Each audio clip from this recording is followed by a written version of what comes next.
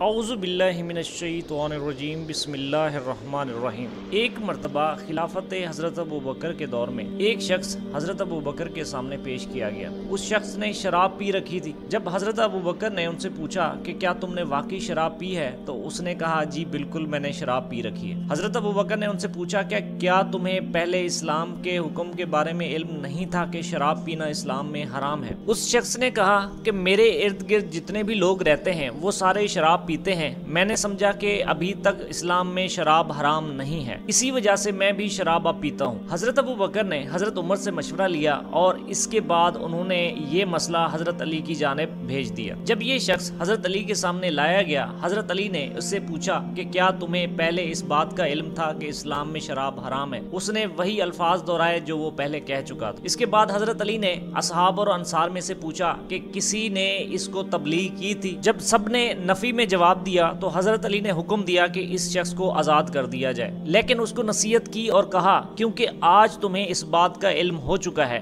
آج کے بعد اگر تم نے شراب پی تمہیں سخت سزا ملے گی۔ حضرت ابو بکر کے دور خلافت کے دوران حضرت علی کے پاس دو افراد کو لایا گیا۔ ان دو افراد میں سے ایک شخص نے دوسرے پر یہ الزام لگایا کہ اس شخص نے میری ماں کے بارے میں بہت غلط الفاظ استعمال کیے ہیں۔ جب ان سے دریافت کیا گیا، تحقیق کے بعد یہ معلوم ہوا کہ اس شخص نے کہا کہ میں نے رات خواب میں اس عورت کے ساتھ اس طرح کا فعل کیا ہے۔ ان افراد کا مسئلہ جاننے کے بعد حضرت علی نے یہ حکم دیا کہ اس شخص کو پورا دن دھوپ میں کھڑا کیا جائے اور اس کے سائے کو کوڑے لگائے جائے، کیونکہ انسان کا خواب ایک سائے کی طرح ہوتا ہے۔ اب کیونکہ اس شخص نے کسی شخص کی دل آزاری کی تھی، اس لیے اب اس کو بھی سزا ملنی چاہیے، لہٰذا اس شخص کو دھوپ میں کھڑا کیا جائے اور اس کے سائے کو سزا دی جائے تاکہ دوبارہ کوئی اس طرح کی بے ادبی نہ کرے۔ خلیفہ اول کے دور میں ایک مرتبہ بادشاہ روم نے کچھ سفیر بھیجے مسلمانوں کے خلیفہ اول کے پاس اور کچھ سوالات ان کے ساتھ بھیجے تاکہ ان سوالوں کے جوابات اسے مل سکیں۔ وہ سفیر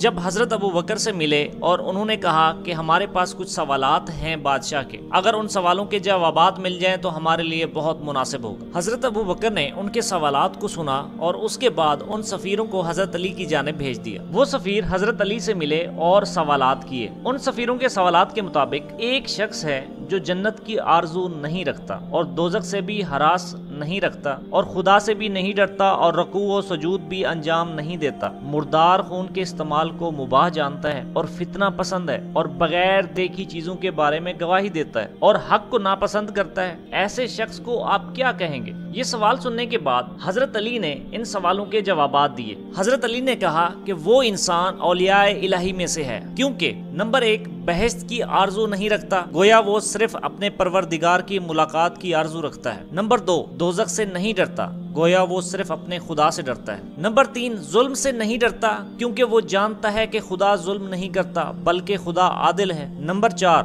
نماز میت میں رکوع و سجود انجام نہیں دیتا۔ نمبر 6 مچھلی اور کلیجی جو کہ خون پر مشتمل ہوتے ہیں کھاتا ہے۔ نمبر 8 مال اور اولاد کو جنہیں آیات میں فتنہ کہا گیا ہے انہیں دوست رکھتا ہے۔ نمبر 9 بہشت اور دوزخ کو دیکھے بغیر ان کے بارے میں گواہی دیتا ہے۔ نمبر 10 موت کو جو کہ حق ہے پسند نہیں کرتا۔ دوبارہ سے سفیر روم نے حضرت ابو بکر سے پوچھا کہ وہ کیا ہے جو خدا کے لیے نہیں مگر میرے لیے ہے، اور وہ کیا ہے جو خدا کے پاس نہیں مگر میرے پاس ہے، اور وہ کیا ہے جو اگرچہ خدا نے خلق نہیں کی ہے مگر میرے پاس ہے، اور وہ کیا ہے جو خدا نہیں جانتا۔ اس مرتبہ پھر سے حضرت ابو بکر نے جواب نہیں دیا اور حضرت علی کی جانب مخاطب ہوئے اور کہا کہ ان سوالوں کے جوابات حضرت علی دیں گے۔ حضرت علی نے ان سوالوں کے جواب سننے کے بعد کہا جو خدا کے لیے نہیں ہے وہ ہمسر و فرزند ہے۔ نمبر 2 جو خدا کے پاس نہیں وہ ظلم ہے۔ نمبر 3 جسے خدا نے خلق نہیں کیا وہ قرآن ہے جو کہ کلام الہی ہے۔